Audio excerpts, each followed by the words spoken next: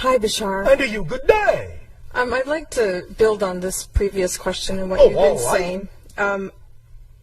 How can I then change myself to change the perception I'm having of the people around me, and specifically the ones I'm having quote-unquote negative experiences with? All right.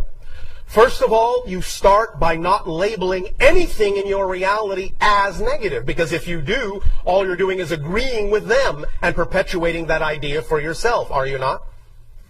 Yes. Well, then if someone does something that you perceive as happening in your reality or is directed at you, knowing what we just said in that you are creating your version of them, you must be somewhere within your own consciousness in agreement with that idea in order to perceive it that way. Now, we understand you have the ability to observe in a neutral sense, in an objective sense, so to speak, that someone can be being negative even if you're not.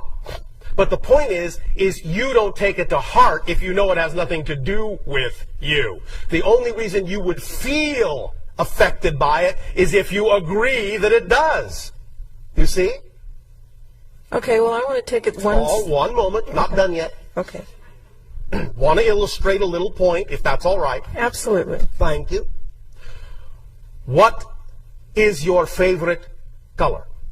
Blue. All right. Now, if you were wearing something blue and someone came up to you and said, I hate red, and I hate what you're wearing, you'd go, what? That makes no sense. Oh, it must have nothing to do with me. Oh, you must be crazy. You must be talking about someone else. You wouldn't be affected by it because it wouldn't make sense to you. You understand? Yes. You would have no real emotional reaction to it. The idea, therefore, is that when you feel the emotional reaction of someone's supposed attack, what you're doing is getting them, your version of them, to reflect to you that some portion of yourself feels that way about yourself. Otherwise, you wouldn't react. You would just observe it. Oh, interesting. And move on with your day. But if you react to it, it's showing you, hey, some part of you actually is buying into this as true. So what do you want to do about it?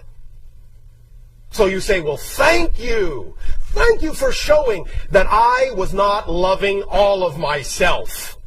And when you really start doing that, then you may start to see that someone else's attitude toward you may change, because what you've done is you've changed your version of them in your reality to be more reflective of the fact that you're now loving yourself more wholly.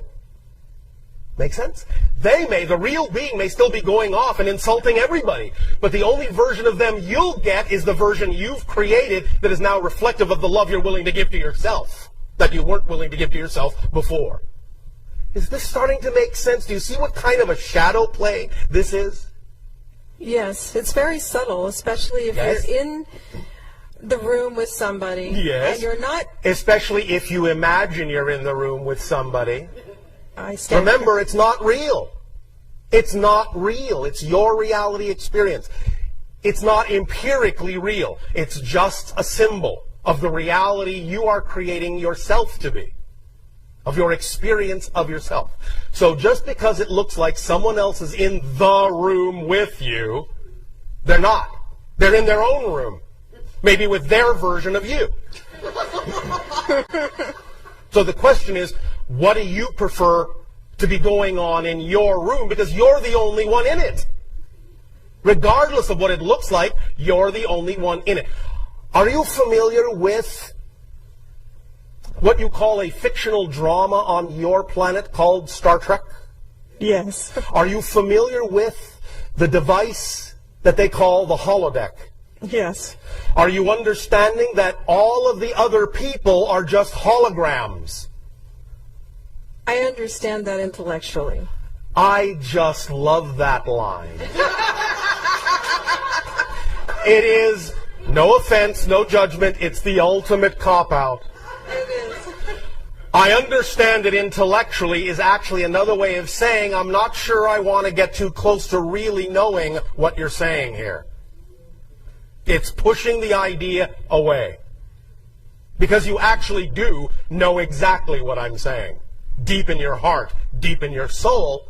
It's just that you've been taught to be afraid to look at it too closely. Afraid to look at the concept or the actual experience of Yes, holograms? because you see, this is what you're dealing with. This is what most of you deal with when you're in this kind of situation. You're afraid to look too closely at dealing with this because what you've been taught to fear is that what you think these other people are saying about you might actually be true. And oh no, how horrible would that be? You follow me? If you look too deeply, you're afraid it might actually be true. And then where will you be? But I'm telling you, it never will be true. Only what you decide is true for you is true. Is this making some sense? Yes. Intellectually? I appreciate the reminder. Oh, all right. Now, where do you want to go with this from here? I want to go from here because in preparation for coming to this event, I had communicated to you telepathically and asked you to help me discover my blocks from living my fullest potential. And what am I doing? Well, no, last night you came to me in my dreams. Yes. And I wanted to know what we were doing. This. We were doing this.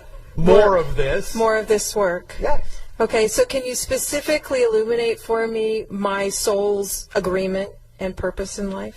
Obviously, this is one of the things you have decided to learn. Your self-worth. In the face of opposing opinions. Are you going to believe in the truth that is you, or are you going to believe in someone else's truth that has nothing to do with you? Which do you prefer? I believe in my truth. All right.